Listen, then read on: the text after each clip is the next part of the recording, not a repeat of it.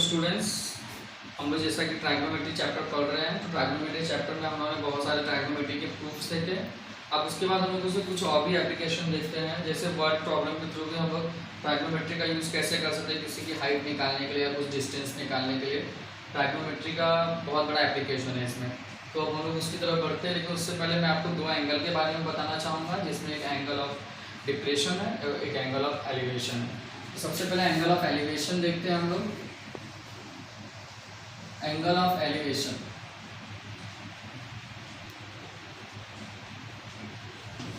इसको हिंदी में उन्नत कोण बोलते हैं। एंगल ऑफ एलिवेशन क्या होता है? एंगल ऑफ एलिवेशन जैसे कि अगर ये कोई बेस है, यहाँ पे कोई स्टैंड है और ये ऊपर की तरफ देख रहा है, या एंगल ऊपर की ओर फॉर्म हो रहा है, यहाँ से किसी भी साइड से, ऐसा भी हो सकता है और ऐसा, लेकिन बेस का होना बहुत जरूरी है। तो ऐसे एंगल को हम लोग बोलेंगे कि ये एंगल ऑफ एलिवेशन है, अगर वो ऊपर की तरफ बन रहा है तो। लेकिन एंगल ऑफ डिप्रेशन क्या होता है?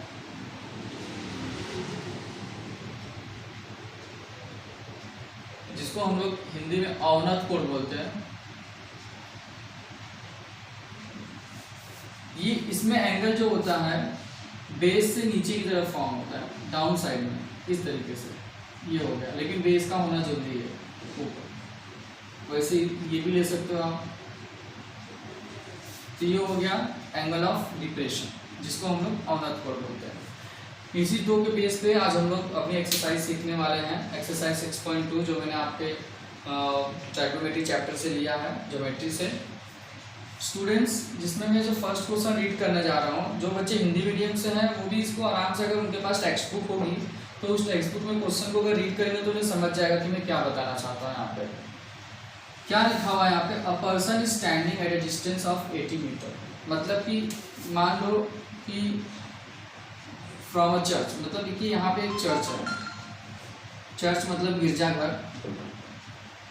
यहाँ पर एक चर्च है, जैसे मान लो ए बी मेरा चर्च हो गया, तो मुझे ऐसा लेना पड़ेगा, लेट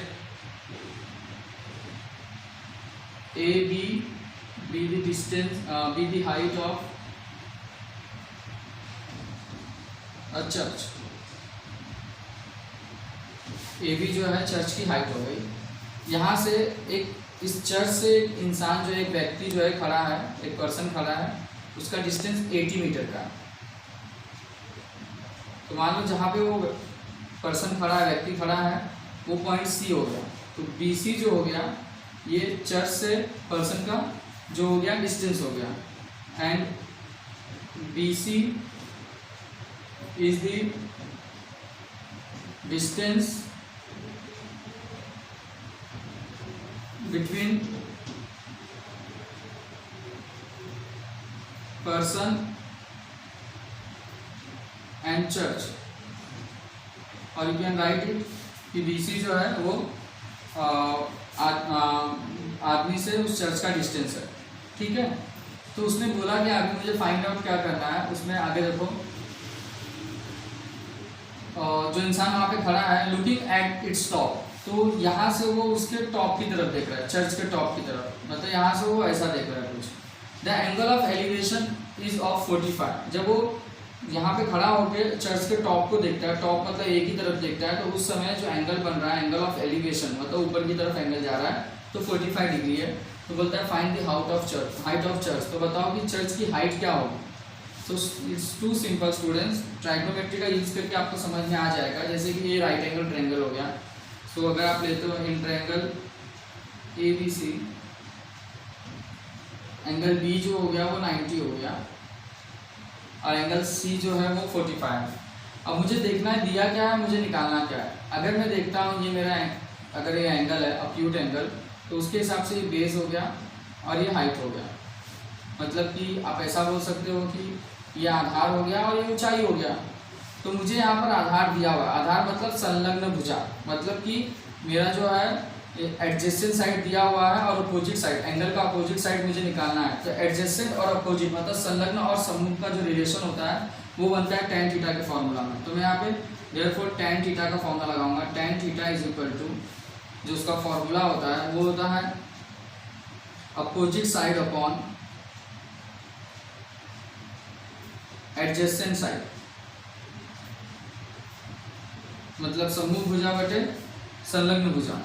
अब थीटा की जो वैल्यू है यहाँ पे क्या है वो 45, तो tan 45 opposite side, opposite side means angle के सामने वाला AB सम्मुख भुजा, और एडजेसेंट साइड मतलब नीचे वाला जिसको हम लोग संलग्न भुजा बोलते हैं हिंदी में, जो BC है। अब tan 45 की वैल्यू में पुट करता हूँ तो tan 45 की वैल्यू 1 होती है, AB को AB रहने दो, BC की वैल्यू यहाँ पे दी हुई है 80, ये 80 का क्रॉस मल्टीप्लाई हो जाएगा, यहाँ पे 80 बन जाए 80 रहेगा, 80 इज इक्वल टू AB, मतलब मुझे AB की वैल्यू मिल गई 80 मीटर, मतलब जो हाइट होगी उसकी चर्च की वो भी 80 मीटर की होगी। Therefore the height of church is 80 metre, इसीलिए चर्च की जो हाइट है वो 80 मीटर की है। अब ऐसे ही हम लोग ने एंगल ऑफ एलिवेशन के फॉर्म में तो एक देखा, अब हम लोग एंगल ऑफ डिप्रेशन में भी एक क्वेश्चन देखते हैं। जो सेकंड क्वेश्चन मैंने लिया वो क्वेश्चन में क्या है, from the top of a light house an observer looking at the ship makes an angle of depression of 60 degree, मतलब कि एक लाइट हाउस है, तो यहाँ पे भी ले लेता हूँ कि AB जो है वो लाइट हाउस की हाइट है, तो let AB be the height of light house,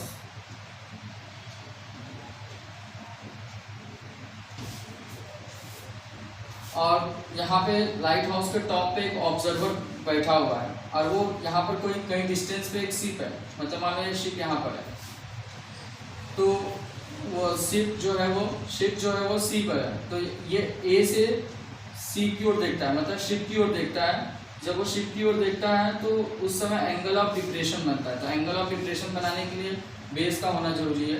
यहाँ पे मैं एक बेस ले लेता हूँ, ये हो गया angle of depression.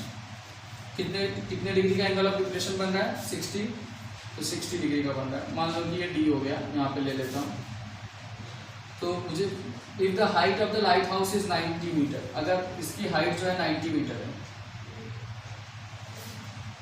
Then find how far the ship is from the light house.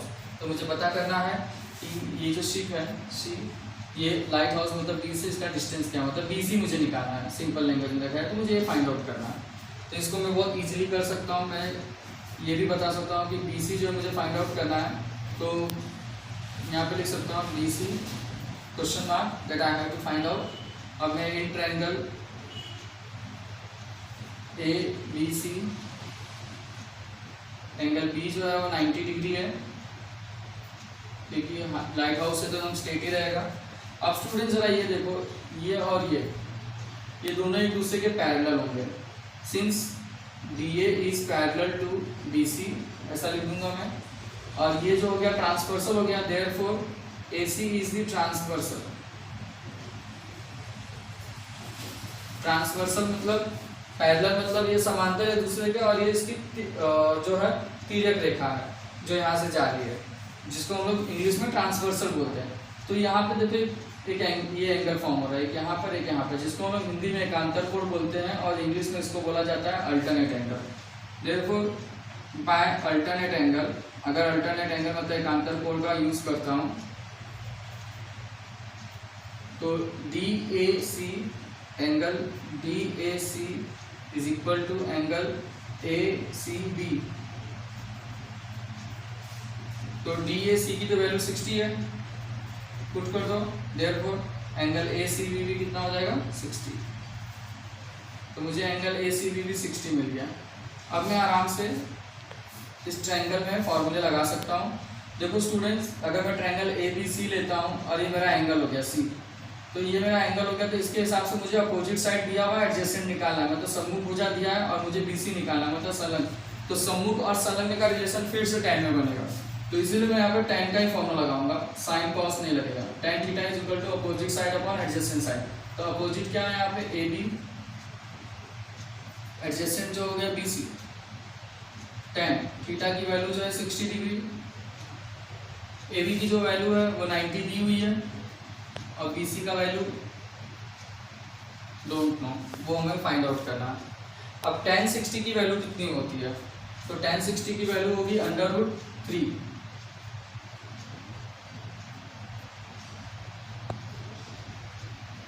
Cross multiply हो जाएगा, तो ये हो जाएगा √3 into B C is equal to 90, फिर ये इधर लाके डिवाइड कर दो, आप चाहिए तो अब इसका रेशनलाइजेशन करो, मतलब रूट हटाना है, तो 90 ऊपर नीचे √3 से मल्टीप्लाई कर दो,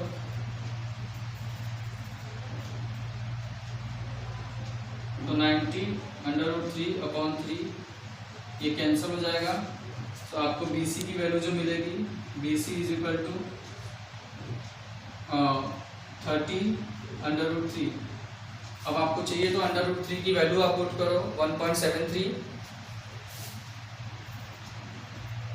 30 into 1.73, or you easily get the answer. Simple multiply कर दो and whatever the answer will get, metre में उसको लिख देना कि therefore the distance between the ship and the lighthouse is this much. इसके आगे के सम्स आप लोग ट्राई करो, उसके बाद भी अगर डाउट आता है तो स्टूडेंट्स आप मुझसे पूछ सकते हो। Thank you.